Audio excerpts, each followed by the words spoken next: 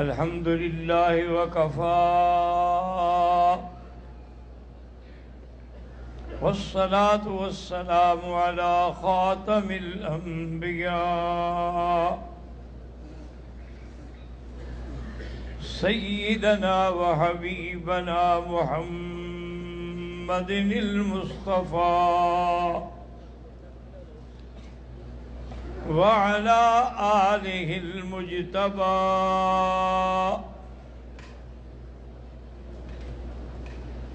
وأصحابه النجبى. اللهم صل على سيدنا محمد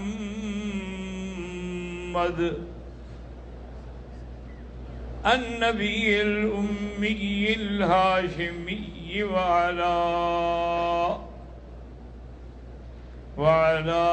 آله وأصحابه نجوم الهدى. أما بعد فقد قال الله تبارك وتعالى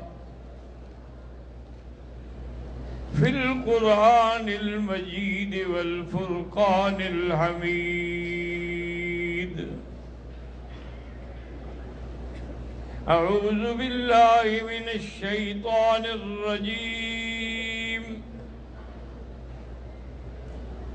بسم الله الرحمن الرحيم.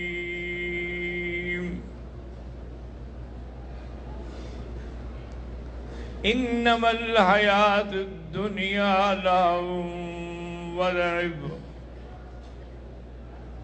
وإن الدار الآخرة لهي الحيوان لو كانوا يعلمون.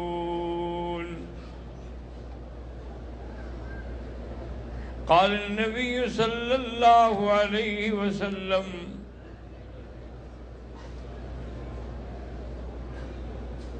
الدنيا ملعون وما فيها إلا ذكر الله.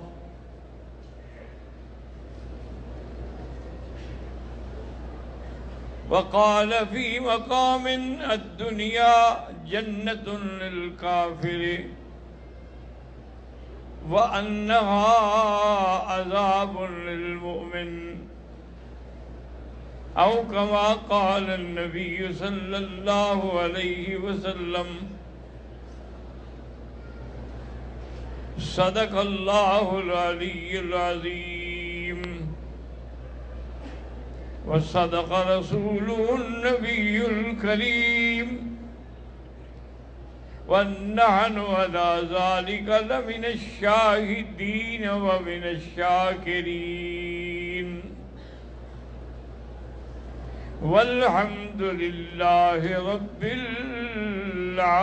العالمين.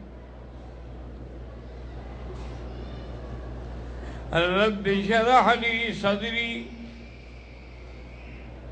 ويسر لي أمري واحلل عقدة من لساني يفقهوا قولي. سبحانك لا علم لنا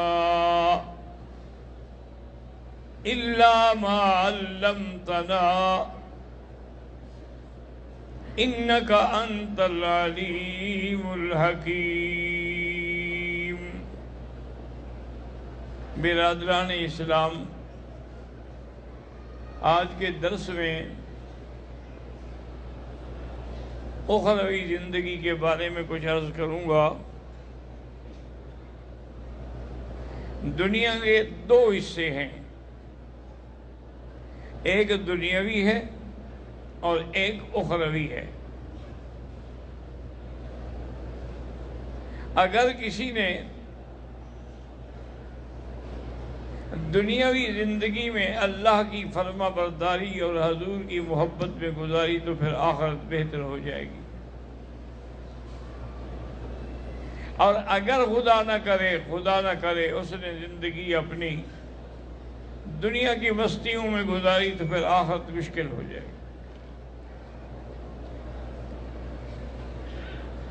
کیونکہ ہر چیز کے بارے میں پوچھا جائے گا. کہ ہم نے آپ کو صحت دی تھی، اس کو کہاں تم نے استعمال کیا؟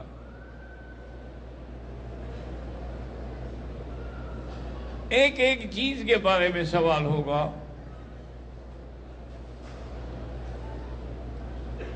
اور جب پھر قیامت کا دن آئے گا تو وہ تو بہت بڑا سخت دن ہوگا۔ سیدہ عائشہ صدیقہ نے حضور پاک سے پوچھا کہ یا رسول اللہ صلی اللہ علیہ وسلم، آپ اپنے اہل سے قیامت کے دن بھی ملاقات ہوگی، ملیں گے؟ ہاں ہوگی، لیکن 3 مقام ایسے ہیں کہ جہاں کسی کو کسی کا پتہ نہیں ہوگا۔ ایک مقام تو یہ ہے کہ جب پل صراط سے گزرنا ہوگا تو ہر کسی کو اپنی ہوگی کہ اللہم سلم اللہم سلم۔ اور دوسرا، جب نامہ میزان ہو رہا ہوگا اعمال کا، اس وقت بھی سب کو اپنی ہوگی کہ پتہ نہیں میرا کیا نتیجہ نکلتا ہے۔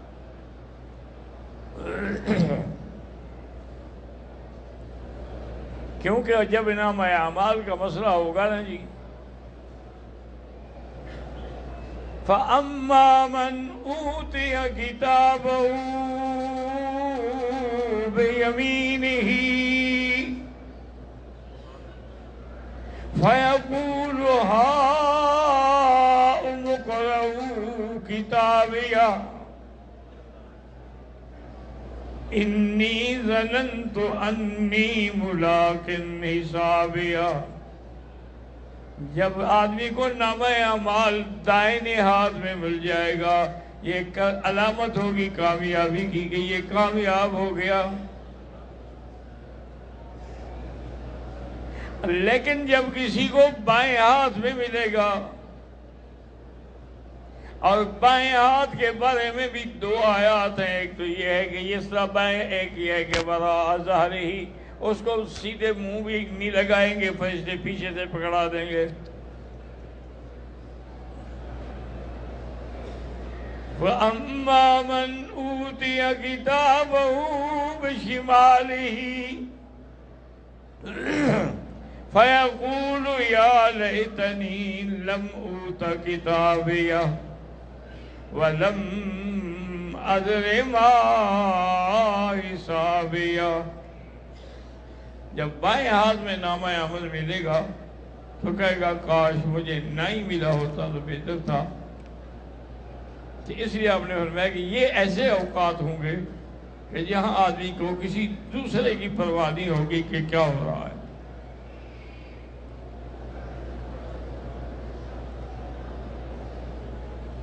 ہارون الرشید کے زمانے میں حضرت بہلول رحمت اللہ علیہ ایک بہت بڑے بزرگ تھے۔ ان کو بہلول دانا سمجھانے، بظاہر وہ بے وقوف لگتے تھے، لیکن اصل میں سب سے بڑے دانا تھے وہ۔ ایک دن ہارون الرشید نے کہا کہ بہلول، یہ دیکھو یہ چھڑی ہے، یہ میں تمہیں دیتا ہوں،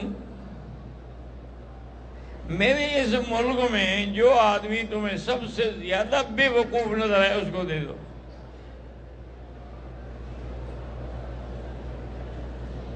انہوں نے کہا جی ٹھیک ہے، لے کی چھڑی، گھر چلے گئے، رکھ دی۔ مدتوں بعد ہارون بیمار ہو گئے، انہوں نے حضرت بہلول کو بلایا دعا کے لیے۔ حضرت بہلول آئے اور پوچھا ہاں کیا حال ہے؟ انہوں نے کہا بس بچنے کی امید کوئی نہیں ہے۔ اس نے کہا پھر کوئی سامان وغیرہ کیا ہے؟ شکار پہ جاتے ہو تو لاکھوں خیمے ساتھ ہوتے ہیں، فوجیں ساتھ ہوتی ہیں، شکاری ساتھ ہوتے ہیں، اب کیا لے کے جا رہے ہو؟ اب تو کچھ نہیں ہے، کیا لے جاؤں گا؟ انہوں نے کہا اچھا ٹھہرو۔ حضرت بہلول گھر گئے، وہ چھڑی جو دی تھی نا ہارون نے وہ لے آئے، آگے آپ کو پکڑا دی کہ یہ پکڑو۔ ہارون کو بات یاد ہے کہ اس نے کہا اس کا مطلب یہ ہے کہ ریاست میں سب سے بڑا بے وقوف میں تھا، اس لیے آپ نے مجھے یہ دیا۔ انہوں نے کہا بے وقوف نہ ہوتے تو آج پریشان ہوتے۔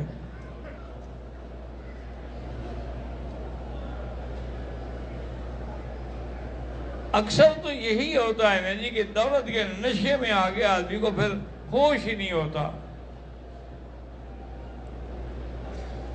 اللہ والوں کی صحبت ہو تب آدمی بچ جاتا ہے۔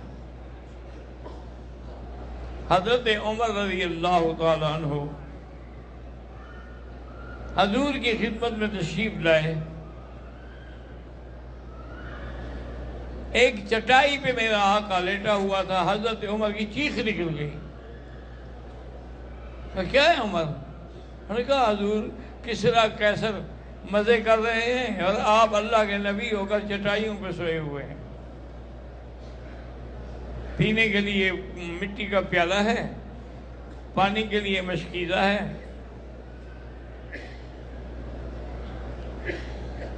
حضرت آقا انعامدار نے فرمایا کہ عمر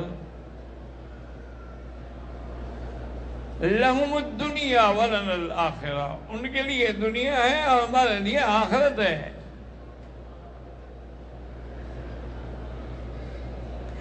اما ترضا، کیا تم اس بات پہ راضی نہیں ہو کہ ہماری آخرت بہتر ہو جائے؟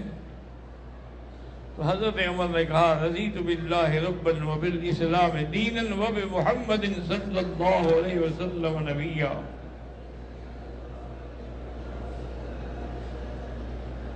تو وہ تو ایک ایسا عالم ہوگا جیسے کہ تاریخ کی کتابوں میں ایک مورخ نے لکھا ہے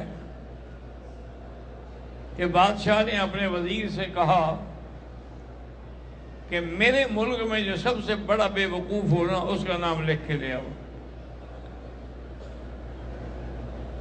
2 دن کی تمہیں مہلت ہے۔ 2 دن کے بعد وہ آیا، انہوں نے کہا ہاں لکھ کے لے آئے، اور دیکھا بادشاہ کا نام لکھا ہوا تھا۔ ہاں جی میں نے آپ کا نام لکھا ہے۔ انہوں نے کہا تم نے مجھے سب سے بڑا بے وقوف بنایا ہے۔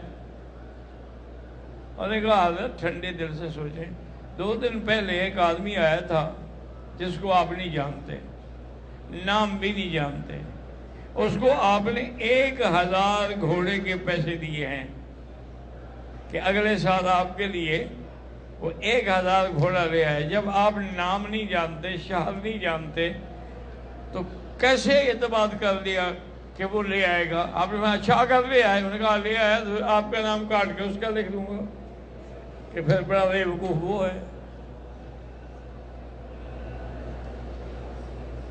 اللہ اکبر! جب موت کا وقت آتا ہے نا جی، پھر انسان کو پتہ لگتا ہے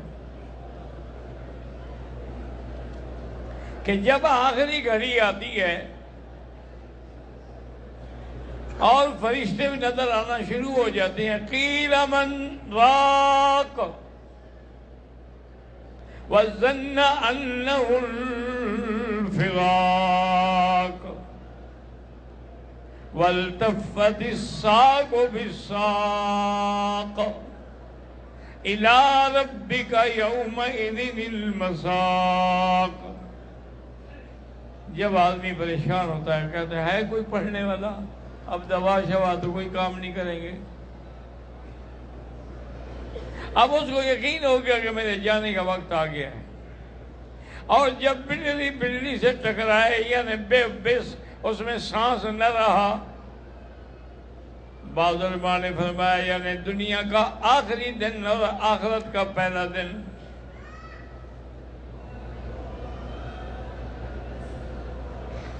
اب اس کو کوئی ہوش نہیں ہے کہ اب کیا کیا جائے۔ تو اللہ تبارک و تعالی نے فرمایا کہ قیامت کا وہ دن ایسے سخت ہوں گے، قیامت کا زلزلہ جو ہوگا، ان زلزلۃ الساعۃ شیء عظیم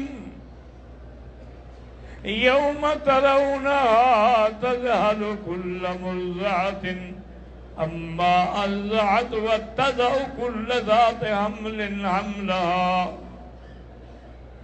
وترى الناس سکارى وما هم بسکارا ولكن عذاب اللہ شدید. زلزلے سے یہ عالم ہوگا کہ مائیں اپنے بچوں کو بھول جائیں گی، خاندان والے اپنے آپ کو بھول جائیں گے، اور معلوم یہ ہوگا جیسے ہر آدمی نشے میں نشہ نہیں ہوگا، وہ تو اللہ کی پکڑ کا ڈر ہوگا، عذاب کا ڈر ہوگا. اور قیامت کے دن جب اٹھیں گے تو حفاتن عراتن غلا، حضور نے فرمایا کہ قیامت والے دن جب قبروں سے اٹھیں گے تو ان کے بدن پہ کوئی کپڑا نہیں ہوگا، اور ننگے کھڑے ہوں گے. بی بی عائشہ نے کہا کہ یا رسول اللہ یہ کیسے ہو سکتا ہے کہ یہاں ایک مرد ہے عورت ہے سب ننگے کھڑے ہوں گے؟ اور میں عائشہ الامر اشد من ذلک، وہ دن اتنا شدید ہوگا کسی کو طاقت ہوگی کہ ادھر ادھر نظر اٹھائے. وہ تو آدمی کو اپنا ہوش بھی نہیں ہوگا.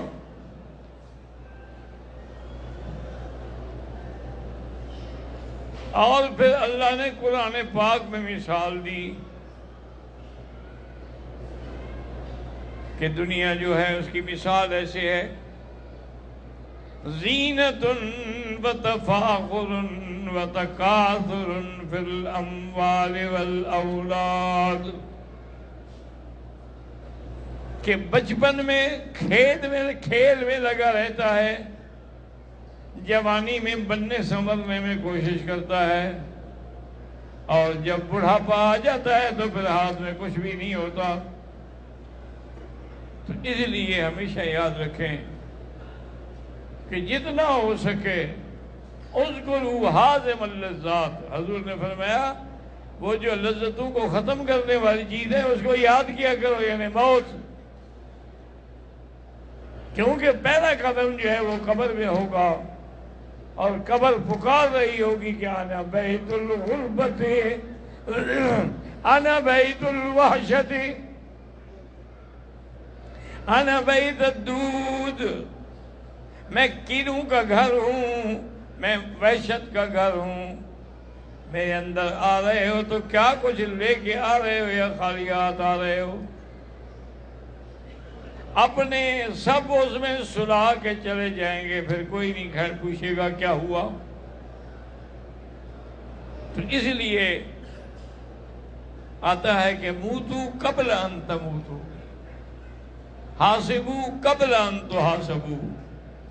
تم پہلے مر جاؤ. مرنے سے کیا مانا کہ اس موت کو یاد رکھو اور یقین کرو کہ اللہ کے سوا کسی نے نہیں بچنا، اور اپنا حساب کیا کرو کہ میں نے آج کیا کیا ہے، کیا کیا اعمال کیے ہیں اس دن سے پہلے جب کہ تمہارا حساب.